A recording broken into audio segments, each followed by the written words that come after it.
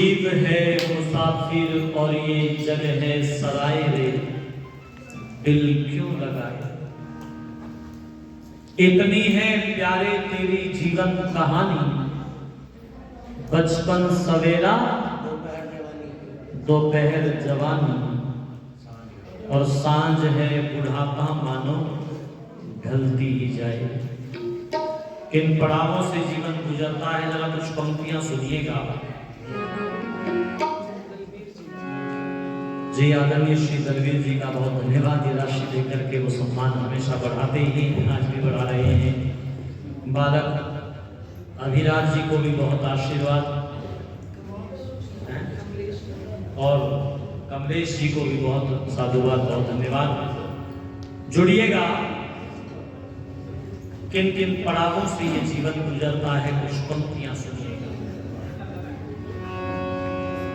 बाद समय में पिता पुत्र को कांधे में दुलारे हो,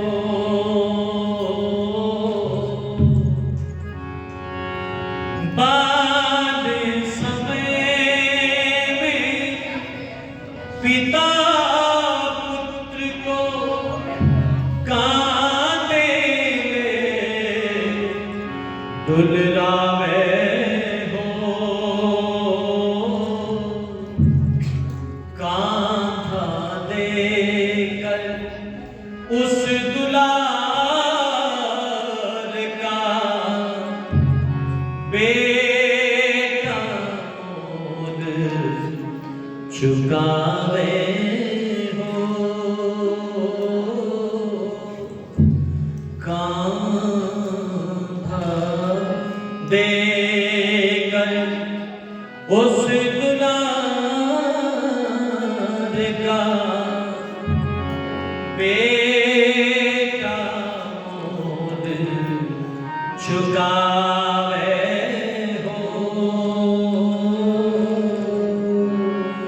रहे पिता को ध्यान पुत्र के, कोई आँच न आवे हो।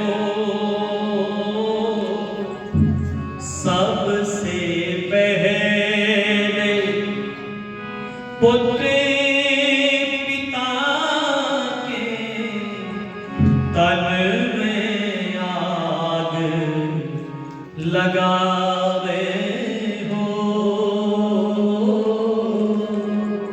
सबसे पहले पुत्र पिता के तन में आग लगावे हो।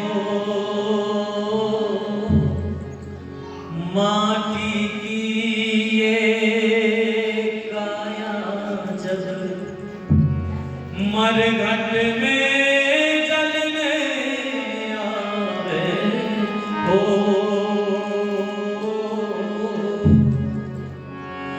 माटी की ये काया जब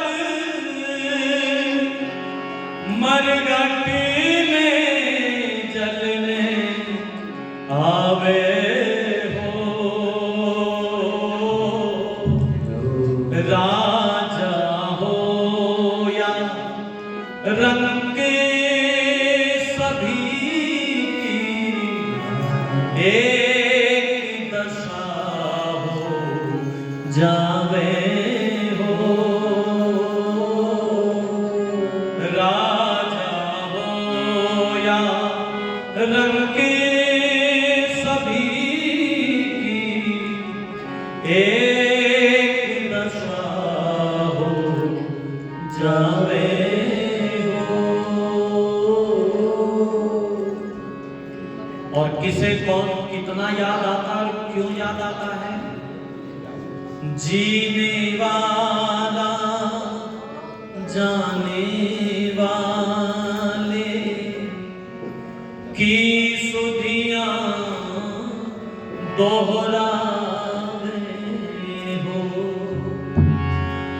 जीने वाला जाने वाले की स्तुतियां दोहरावे हो, जो जितना निकट उसे उतना ही मोह रुलावे हो, जो जितना निकट उसे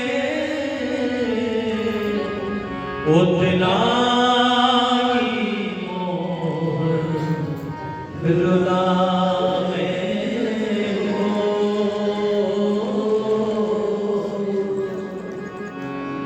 पढ़िएगा कभी भगवान श्री कृष्ण जी को गीता, अर्जुन को कह रहे हैं सुनो गुड़ाकेश।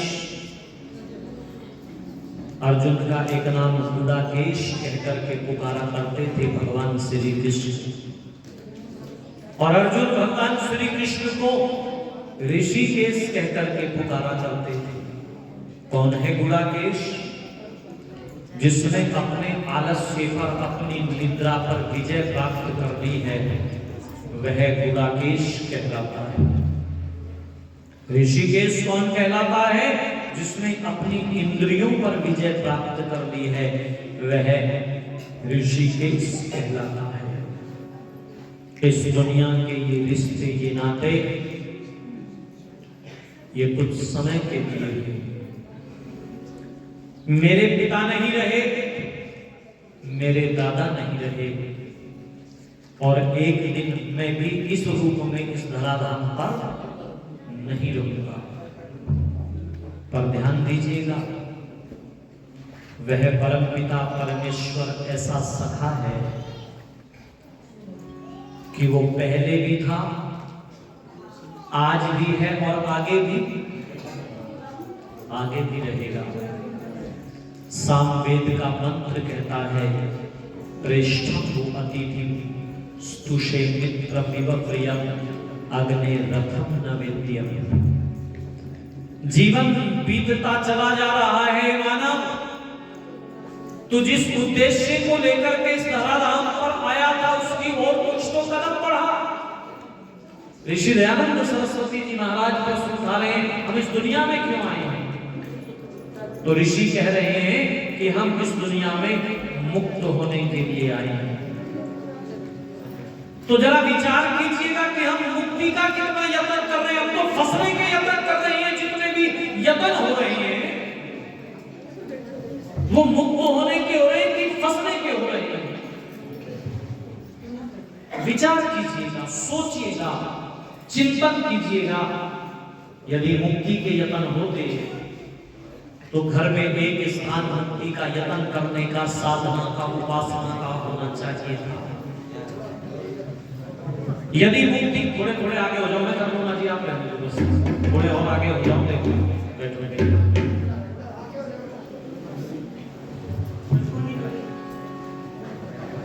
बस, अब जुड़िएगा।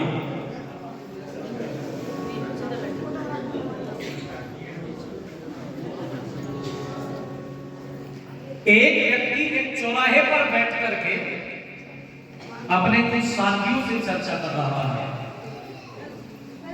सारे काम हो गए मेरे, अब कोई काम नहीं बचा मेरे लिए। अब बस मैं ताश के पत्ते खेलूंगा, इसकी चुगली उससे करूंगा, उसकी चुगली उससे करूंगा। इससे पूछा काम कौन से हो गए तुम्हारे?